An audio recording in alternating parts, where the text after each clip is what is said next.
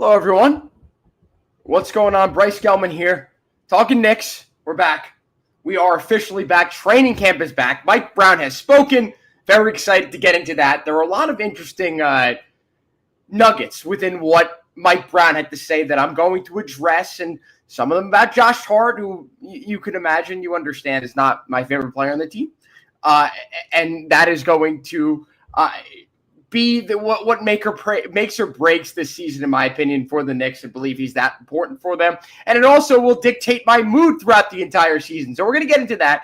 We're also going to talk about the news that was released 2 days ago that Jaxson Dart, for the rest of the season, will be the Giants' quarterback, what that means, why it happened, kind of look at the differentiation between the opinion surrounding this. There's a discourse going on around this decision, of course, as it would with any different sport or anything like this with a rookie, someone who has high expectations. There are going to be people who disagree with it, who agree with it, and the various different reasonings that they have behind those different takes. So I'm going to get into that. I'm going to address my own thing and then what else I've heard. And then lastly, I'm going to discuss what is happening with the Mets. Still one game ahead in the NL wild card. They got bailed out last night by losses, with losses by the Reds, and then the Diamondbacks late on last night. So I'm going to get into that, everything that's going on there, the fact that the Mets, they do control their own destiny, and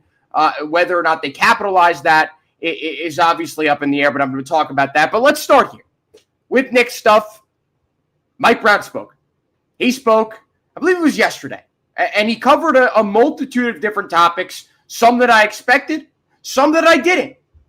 But I want to start off with this, and I haven't made comments about this publicly. I did put a tweet out, but I haven't really gotten across how I really feel about the situation. And to no one's surprise, that's what's going on with Josh Hart, who on his shooting hand, on his dominant hand, I believe it's his ring finger, if I'm correct. Josh Hart finger. I'm about to look up. I want to get this right for you. But Josh Hart, either way, no matter what finger it is, if you guys know, let me know. I believe, yeah, okay, I was right. It's his ring finger, and it looks like an absolute mess. Supposedly, he re-aggravated it. This is something that he had a procedure on recently. He re-aggravated it, and it looks like it is as swollen as any finger that I've ever seen in my entire life. And this is already a guy who struggles shooting the ball, and it is probably the biggest knock that anyone could have on Josh Hart and his off-ball defense and his on-ball defense and everything else. His hustle he provides, his ability to score and transition is unmatched in the NBA. And the energy that he could bring on a court is also unmatched by anyone else in the league. So I'm not discrediting that. I never have done that. But there are a multitude of other issues that I have with Josh Hart, and this is only going to compound those. Because the Knicks lack spacing when Josh Hart is on the floor. And it's one of the biggest gripes that I had with Tom Thibodeau last year. And it's one of the biggest reasons why the Knicks were unsuccessful at the end of the year. And it is another big reason why that starting lineup that Tom Thibodeau continuously trotted out for the Knicks struggled when it mattered the most. I'm beating dead horse. Tom Thibodeau is no longer the head coach of the Knicks. We will cross that bridge when we get there with Mike Brown, if that eventually happens, where Josh Hart is playing 35-plus minutes a game. The Knicks have zero spacing with him in the game. So this finger injury is very concerning for me. Because you'd like Josh Hart to play as much as possible, but you can't justify doing that if he's shooting 35% or less from three. If he's not a threat to shoot the ball, he's almost unplayable. And in big minutes, he can cost your team a game. With the flow of the offense, with the cohesiveness, with the pacing and spacing, which I'm going to get to in a little bit with what Mike Brown had to say. Put a pin in that. But the fact that Josh Hart was playing so much last year, he couldn't shoot the ball. That sucked. And that was a problem because defenses showed him no respect at the three-point line. And now this throws another wrinkle into it. Now his finger's effed up. He couldn't shoot the ball before. You think he's going to be any better with the finger? I don't think so. So I say this to kind of underline my ongoing frustration with Josh Hart. This is not new. It will not end anytime soon unless Mike Brown utilizes him in the way that I think all of us understand he could be best utilized. And that's as a spark plug off the bench, someone who brings the energy, someone who pushes the pace, and someone who has the defense on their heels. Especially a lineup that's utilized, let's say, as much as the Cavs starting lineup is utilized. And they'll have a little bit of a less depth with the Strus injury. But listen, I think that there are so many things that Josh Hart can provide your team. He can. But he also could be the Achilles heel of your team when it comes to defensive matchups for the opposing team. And it is because of the fact that these opposing teams can immediately clog up the lane by putting their center on Josh Hart. And the fact that they don't have to hedge out to the three-point line, they could stay in the middle of the paint, is a massive issue for the Knicks and a huge detriment on what they are trying to do and what they are trying to emulate in this era of the NBA. I'm also beating a dead horse with this. So I've said it a multitude of times. You acquired Karl Anthony Towns because you are chasing a specific style of basketball that you think works best in this day and age. And that is a 5-out offense. That is a lineup that relies heavily on guys that could shoot the ball. Face-up big men. Stretch fours. Guys who could step out to the three-point line and hit at a high clip. And there is no one better, perhaps, in NBA history than Karl Anthony Towns in terms of being a big man that could shoot the three. There's an argument to be made that Dirk Nowitzki, but that's more inside the arc. Karl Anthony Towns is untouched as a three-point shooter in NBA history. That's who the Knicks acquired. They acquired a guy who would be able to get rid, or no, I wouldn't say get rid of, but to solve the Knicks' issues with spacing the year before. And that's not a knock on Julius Randle, because he was able to shoot the three, but he's nowhere near as big of a threat from behind the arc as Karl Anthony Towns is. So the Knicks went out and traded for Cat, signaling a different philosophy, and one that would have been completely different than anything Tom Thibodeau has ever done in his coaching career. And that is that 5-out offense that everyone talks about. That 5-out offense that was instrumental in the Celtics makeup, the Celtics team that won the championship the year before they made the Cat trade. And what happened? The spacing that they got from Karl Anthony Towns being on the floor was not utilized to the extent that it needed to be utilized because Tom Thibodeau insisted on playing Josh Hart 37 minutes a game. And that cannot happen in this upcoming season if the Knicks are serious about winning. And now throw this finger situation in with Josh Hart. That adds another layer. And another reason as to why the Knicks cannot play him big minutes. 20 to 25 minutes is the sweet spot. If he's playing well, if transition scoring is needed, if that needs to be prioritized over spacing, then sure, he can finish games. The energy he provides is unmatched across the league. He is a true unicorn in that sense. But he can't shoot the ball. He can't hit a three consistently to save his life. This is just like death taxes me being able to talk for 45 minutes about Josh Hart. But that is something that I took away from these past couple of days, the media day, and Mike Brown's comments yesterday about what we should look towards and look forward to this season with the Knicks. That is something, again, to put a pin in. Keep an eye out on Josh Hart's finger. That could be a massive issue.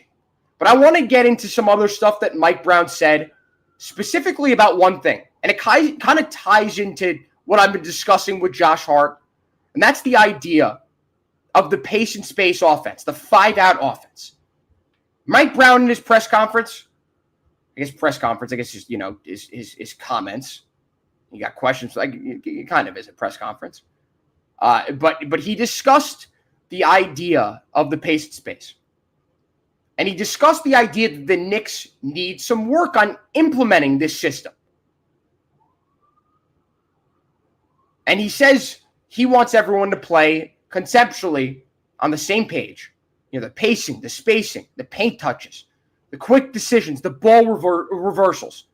And he also mentioned this, that this Knicks team will prioritize early offense. And he used these words, their automatics, the great looks that they could generate immediately up the court. So automatics, reads. He says if the ball goes one way and the body goes the other, then the other player can move based off that. And what does that tell you? What does that say right there? That's a 5-out offense. If you ever played basketball, any organized basketball, that is how a 5-out offense works. You pass and you move.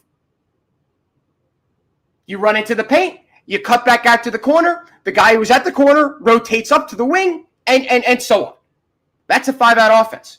And that's what it sounds like Mike Brown is going to try to implement with this Knicks team.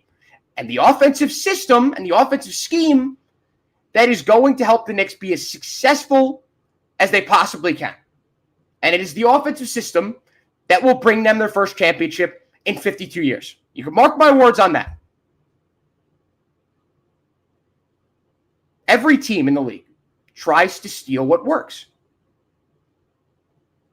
The Knicks tried to emulate what the Celtics did the year before by acquiring Cat and trying to utilize, I guess the front office tried to, the head coach wouldn't change his ways, but the front office had the mindset and they had the foresight of an offense that prioritized space and pace. And what happened? They were middle of the pack, kind of not at middle of the pack, lower than that in terms of pacing. And the offensive rating was high, top 10 in the league, and that's more of a that could be attributed more to the offensive talent the team had, the lack of injuries they faced, and yada, yada, yada. But cohesively as a unit, the Knicks did not play within their strengths. And when Mike Brown was hired, this is another story for another day. If you missed my reaction, I did a million things on that. And I was concerned the fact that the Knicks fired Tom Thibodeau to hire Mike Brown. Not really an out-of-the-box decision, but that's, neither here nor there. But one thing I looked for when the Knicks hired Mike Brown was a willingness to implement the strategy that would help the Knicks win. And as I've mentioned a million times, that is the 5-out offense. And you saw from his time in Sacramento, when early on in his career, when he's the coach of the Cavs, he was looked at as more of a defensive mind. And then he goes to that Kings team, which was a top 3, top 4 team in those couple of years in offensive rating and pace, and helped the Kings go to their first playoffs in years. And I believe they ended the longest drought in sports history in terms of making the playoffs. Now the Jets are the top team in all professional sports. That's another story for another day. But those Kings teams with Mike Brown at the helm, and whether they were him or his assistants, whomever, prioritized moving the ball, generating open looks, and pushing the ball when needed. And that is what I wanted. And that is what I want out of this Knicks team. It's what I wanted to hear from him. And these comments are extremely encouraging. And of course, as we go along here in training camp, as we ramp up towards the regular season of the Knicks' first game, October 22nd against the Cavs, we will hear more and more from the reporters, from the players themselves, and from Mike Brown himself about what the real plan is on the offensive side for the Knicks. And I have no worries on the defensive side. You saw the clutchness throughout that playoff run, especially in those back-to-back games, games 1 and 2 against the Celtics. The two most improbable Knicks wins that I've seen in my entire life. And we saw that when it mattered the most, the Knicks defense stepped up. And the Knicks' depth, I understand they acquired some guys who specialize on the offensive end. But with Mitchell Robinson on the court, and OG Anunoby and Mikal Bridges, you throw Deuce McBride in the mix there, he's one of the best defensive lineups that you could put out in the NBA. So that's not my concern. And again, as I said earlier on in his career, Mike Brown was known as a defensive specialist. So I'm not concerned. I'm not. It's the offense. And hold on, I got to make sure that the last time I was live, there was a lot of issues with the stream. Hold on, I'm gonna. It's the offense. All right, we're looking. I look for 2 seconds. I need to see more from this Knicks team, and I need to hear more from Mike Brown as we go along.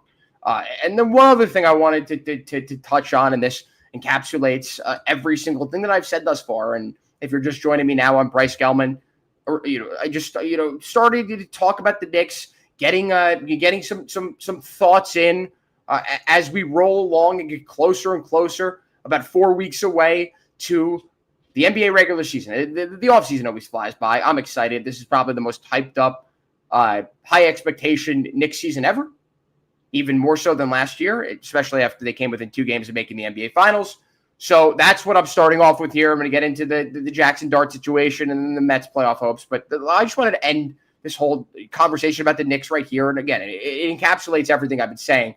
But we saw a picture the other day of the Knicks practice, the jerseys that they wear, just like the NFL, the first unit, the second unit, yada, yada. And it looked like with the first unit, with those starters, that Mitchell Robinson was a part of that. That it was the normal starting lineup from last year, and then the starting lineup the Knicks went at the end of that playoff run, when Tom Thibodeau was forced to switch it up. I'm not going to sit here and tell you that I'm not excited about this. I don't hate that lineup. I think defensively, it's a lot better, especially with the fact that you have a true center roaming the court as the center, and Karl-Anthony Towns doesn't have to be the main paint protector. And he can roam. He's a 7-footer. He can move extremely well. He's very athletic. But I'd like to see Deuce McBride or someone else step into that starting lineup. We saw last year in the advanced analytics from that lineup, there was no better lineup than with Deuce McBride subbed in for Josh Hart in that main starting rotation. The spacing was better. The defense was better. The ball movement was better. The shooting especially was better. And Mike Brown also talked about prioritizing catch and shoot looks for Jalen Brunson. And that doesn't happen if Josh Hart is on the court. And I lied. There's one other thing, because there was this I could do an entire live stream on. But something Mike Brown talked about and he got into was his offensive plans for Karl-Anthony Towns. A Karl-Anthony Towns in which shot 48 total long mid-range shots, 45 shots near the top of the key, and within the 3-point arc. At the free throw line in that elbow area. But something Mike Brown touched on was what he wants Karl-Anthony Towns to be in this offense. And that is someone who can play all over. Not necessarily on the three-point line. Mike Brown said it specifically, we play him on the strong corner, the weak wing, the push man, offensive. We feel like he's a good passer for at the 5. So they are looking to make him the centerpiece of this offense from time to time. If they want to generate open looks for Jalen Brunson, the ball cannot be in his hand the entire time. Mikal Bridges has taken the ball up in the past, but Karl-Anthony Towns is the focal point of the offense, is someone who is a solid playmaker for his size, can open up a bunch of different looks for the Knicks. Again, whether it be on the three-point line, at the rim, if you have the ball at the elbow, you're essentially running the offense, right? You've got 4 different options, especially if you're a 5-out offense or whomever is in, if Gershon Yabusele's in and he's working down low, you've got that option. You got Jalen Brunson to kick out to. You got Mikal Bridges, where he's going to sit at the corner, probably OG Anunoby at the other corner. So you got plenty of options. And get 48 long mid-range shots. And again, in this day and age of the NBA, the long mid-range shot is kind of extinct. No one does that anymore. It's not an efficient shot. It makes no sense to take in a modern NBA offense. But Karl-Anthony Towns is someone that needs to diversify the type of shots that he takes on offense. So I like that. I like, it's just the idea of experimenting. Tom Thibodeau did not do much experimenting with his lineups, with the offense, with everything. And as we go on, we're going to start to see more and more of what works for this Knicks offense. And I am intrigued by the idea of Karl-Anthony Towns being the focal point at various times throughout a game. And I'd like to see that mid-range work, because if he gets that mid-range down, again, it just throws another wrinkle in whoever the Knicks are playing and their defensive plans. Because now they got to get ready for that. Not just the Jalen Brunson ISO ball and the cuts from OG Anunoby and the corner three-point shooting from Mikal Bridges and his ability to cut as well and his post game, his mid-range game. But they also got to look out for Cat. All right, enough on the Knicks. Let's get into the biggest news of the week in New York sports, and that is Brian Daboll's own. It was just Brian Daboll, according to him. No one else was involved in this. Brian Daboll's decision to name Jaxson Dart the starting quarterback in Week 4 against the Chargers on Sunday at 1. Damn. Everything went to you-know-what way earlier than people were expecting when Jaxson Dart was originally drafted. And after they had already signed Russell Wilson. I don't think anyone at that time could have foreseen Jaxson Dart starting this early. I think it wasn't too far-fetched, considering the fact the Giants opened up with such a tough schedule, but then the Cowboys traded away Micah Parsons, and then you're like, all right, well, that's a winnable game now. So if the Giants start 1-2, does that make any sense to start Jaxson Dart? It didn't. But that's not how the season started for the Giants. They start 0-3. Russell Wilson plays one of the worst games we've seen from a Giants quarterback in a very long time. And that's saying something, with the 2 picks, under 200 passing yards against the Chiefs. And that's it for him. And now Jaxson Dart comes in, and there are a lot of question marks. There are plenty of doubters out there who are concerned for various reasons. And the main reason being the idea that this decision was made for the sole fact that the head coach and the GM are fighting for their jobs. And that there was no other thought put into that in this decision other than that dynamic. And I get it. That's certainly what it looks like, at least partially. I don't think it's the whole story here. And I don't think that there's anyone out there who could say with a straight face that the only reason this is happening is because of Brian Daboll and Joe Schoen. I think there are just haters out there that are trying to criticize this organization for good reason. They're fed up with how incompetent everyone is, from the top to down to the bottom. But this is the right move for a multitude of reasons. And I'm just going to admit, of course, that had something to do with this decision. Of course it did. But I'd only say 20, 25% of it. Russell Wilson sucked last week. Jaxson Dart, I don't think could have played any worse. Unless he had a Nathan Peterman game where he had 5+ interceptions in one half. Which I don't think is going to happen. Russell Wilson is a very limited quarterback at this point of his career. It's the moon ball or the check down at this point. He doesn't have the athletic ability to roll out, to scramble for 10 to 15 yards whenever there's no one open, whenever his first 3 reads do not generate enough space for a throw that's not going to get the receiver killed or throw an interception. So he's extremely limited. And he did not utilize the middle of the field whatsoever against the Chiefs. And Jaxson Dart, on the other hand, based off his competent performances, and albeit against vanilla coverages and looks and, and second, third stringers and guys fighting for roster spots in the preseason. And he, on his own, won the backup quarterback spot over Jameis Winston, who was signed to be the backup quarterback. Jaxson Dart did that. The Giants wouldn't force him into that position if they didn't feel like he was ready. And you heard a lot of positive sentiment stemming from those preseason games and stemming from the practices. And not just the practices, the ongoing conversations. The OTAs, the dinners, where Jaxson Dart has interacted with his teammates who seem to love him.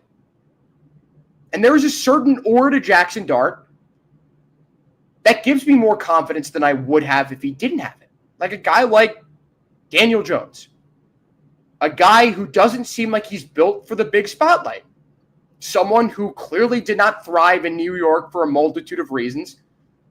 One of the biggest reasons being the intense scrutiny that quarterbacks or any professional athletes face in New York City. Jaxson Dart looks built for the moment. Sure, there's a lot of pressure riding on his shoulders with the season already going to you-know-what, 0-3, a team that's 3-0 with 3 division wins in the Chargers coming to MetLife Stadium. We understand that. But I don't think it's lost in me or anyone else that Jaxson Dart might have it. He might have the wherewithal. He might have the stones to survive in the toughest market in all of sports. This is the right move. And it's not just because Brian Daboll and Joe Schoen are trying to save their jobs. And I'd like to address another point.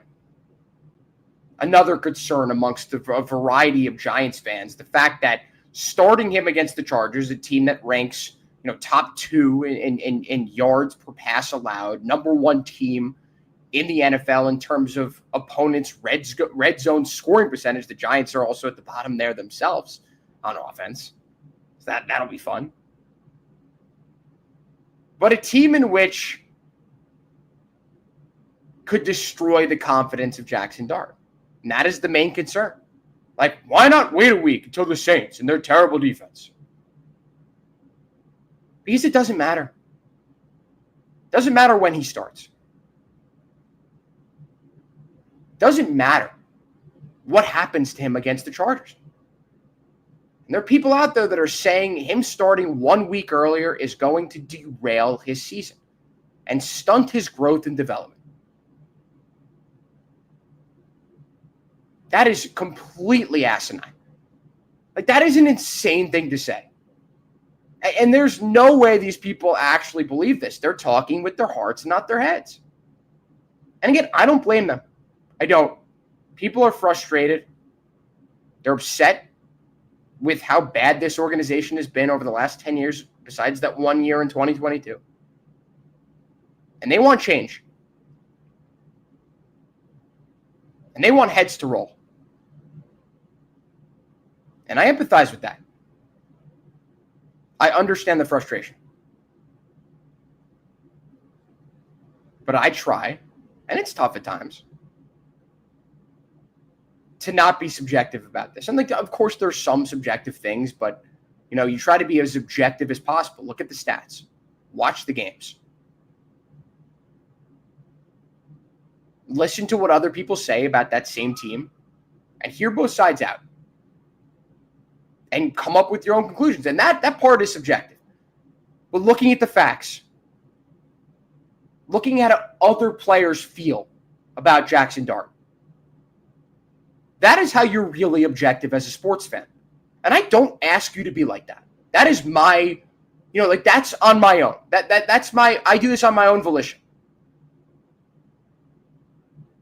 Because I cover these teams, I talk about them, and I try not to sound like a fan, even though that I actually am.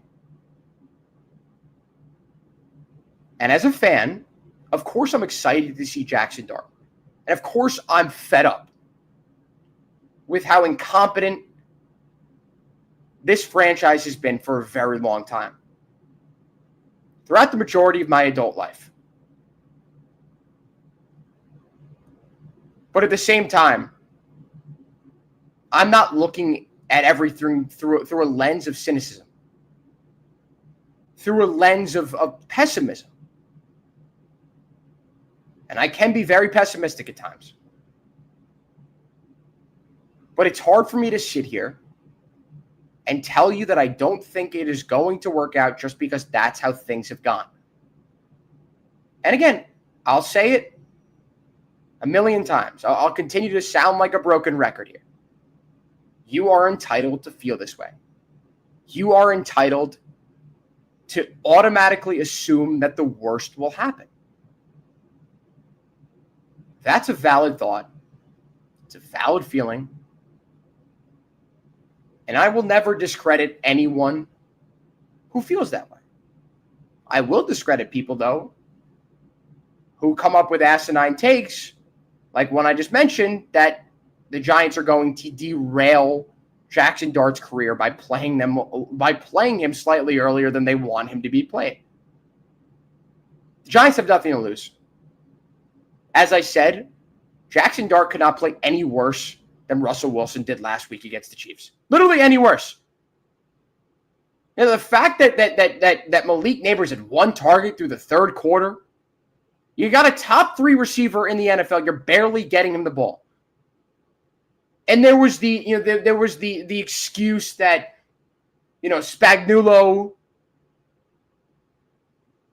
schemed to disallow and prevent the ball getting to Malik Nabers. It doesn't seem like other teams in the NFL have that issue. The Jamar Chases of the world and the Bengals getting him the ball. The reason why they're able to is because their quarterbacks are able to see and find receivers in the middle of the field. 10 to 15 yards out, 20 yards out, and not just down the field on a moon ball. And Jaxson Dart might be able to bring that. We don't know. And there's only one way to find out. And hey, listen, as a Giants fan, there's finally something to be excited about. I'm going to be there in person. I'm going to have boots on the ground to Jaxson Dart's first career start for the New York Giants in what will be a seminal moment, no matter how it ends up, in Giants history. There are a variety of different outcomes that can come from Sunday's game against the Chargers. And just because I'm objective and I try not to have a fan skew on things when it comes to the Knicks, Yankees, and Giants, it would make my week if Jaxson Dart looks at least somewhat as competent as he did in the preseason and shows flashes of future brilliance. And I know it's difficult for a player to come out and immediately look the part. And that's a far-fetched expectation. But I have hope. You all have hope that things are going to be different for once.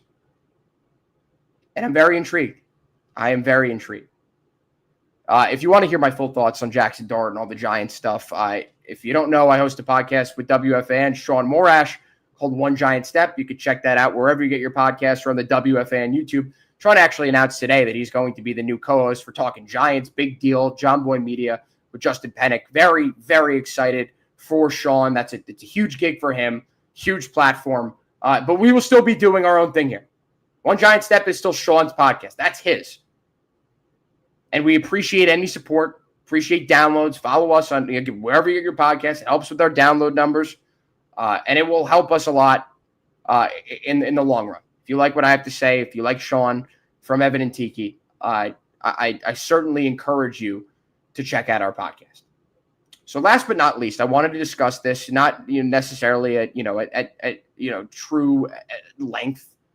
There's going to be some depth to this. It's the Mets, and 4 games left, and 1 game up on the wild card, and the Reds and the Diamondbacks, both teams who hold the tiebreaker over the Mets. This is a very stressful time to be a Mets fan. And as someone who, the objectivity here when it comes to the Mets is a lot easier for someone like me who's not a fan. But I do like to talk Mets because there are a lot of people in this city, of course, who love the Mets. A bunch of my friends do. My roommates, my friend Gabe, friend of the program. He'll be on next week, recapping whatever the hell ends up happening with this Mets season. Maybe we're looking at a wild card series, or maybe we're looking at Cancun for the Mets next week. Right now, the Mets have 4 games left. 1 more against the Cubs, 3 against the Marlins.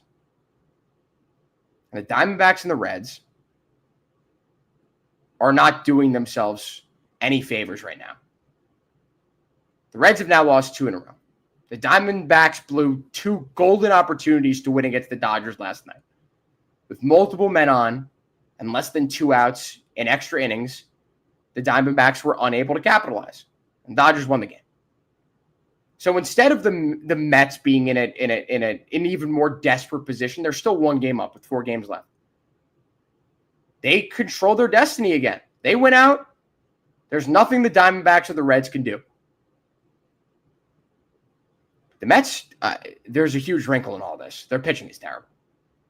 There's a lot of uncertainty in Mets world when it comes to their starting pitching especially. You could trust Edwin Diaz.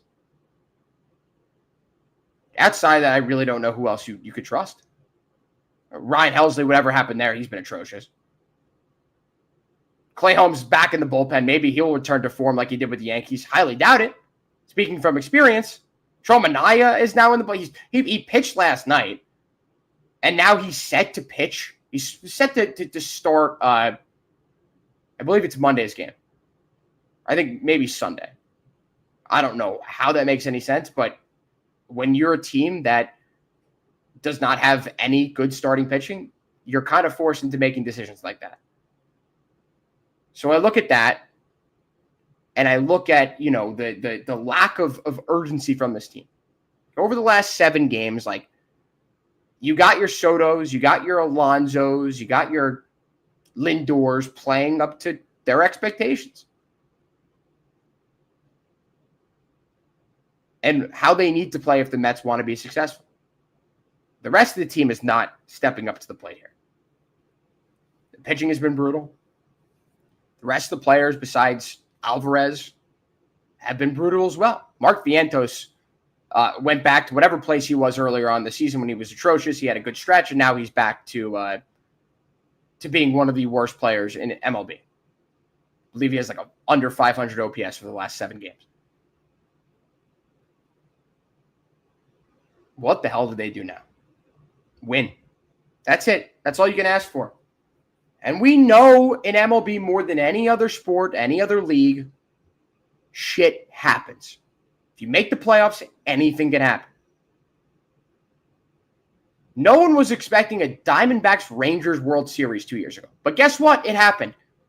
Because that's how baseball works. The Mets, I believe it's a 67% chance, 68% chance to make the playoffs. Make it happen. Go out there and do it. No more excuses. I think it's going to be extremely difficult, though, with the lack of starting pitching the Mets have right now and all the question marks they have in the bullpen and from all these arms that are just not up to standards. You got Kodai Senga, more discomfort. Doesn't seem like he's going to be back at all this year. And if he is, he's probably not going to be trusted by Carlos Mendoza. So what a disaster there. The guy with the best ERA on the Mets was sent down to the minors, got hurt, and now cannot be relied upon to produce anything for the Mets in the most important run of the season for them. They're 3-6 against the Marlins. I had this conversation with one of my friends about this. And out of the three teams fighting for that last wild card spot, the Mets have the easiest matchup.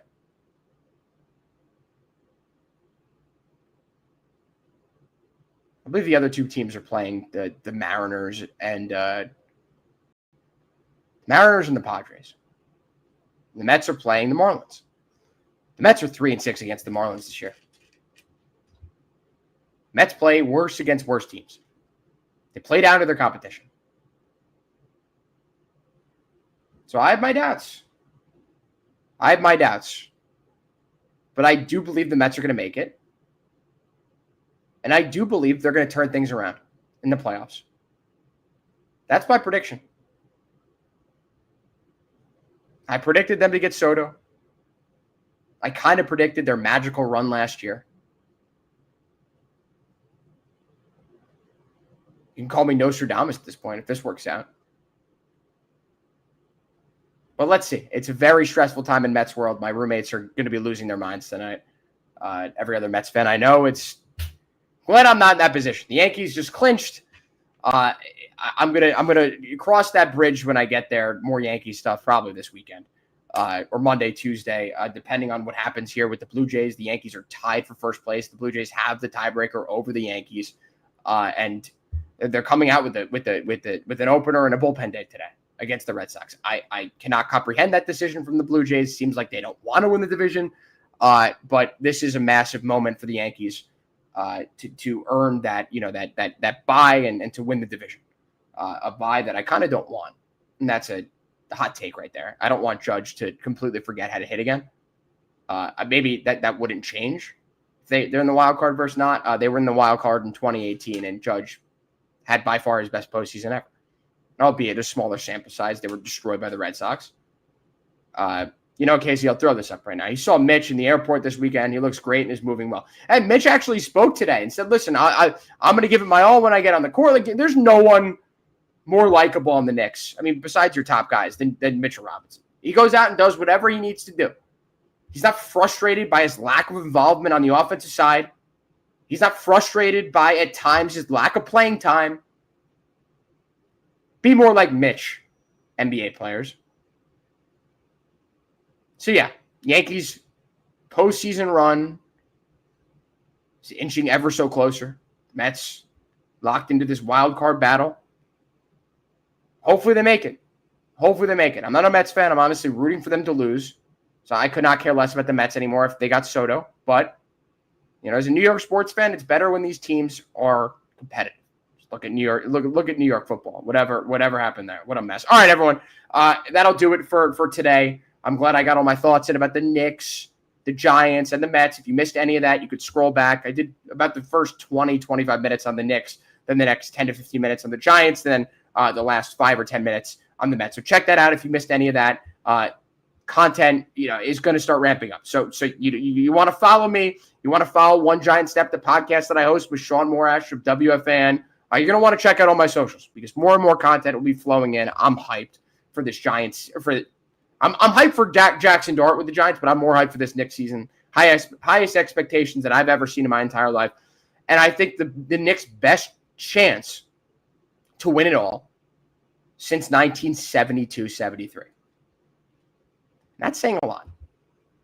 So you just know I'm going to be bringing the heat with the Knicks content. and the Yankees when they make the playoffs, when they're in the playoffs. So stay tuned for all that. Thanks, everyone, for tuning in. I'll talk to you guys very soon.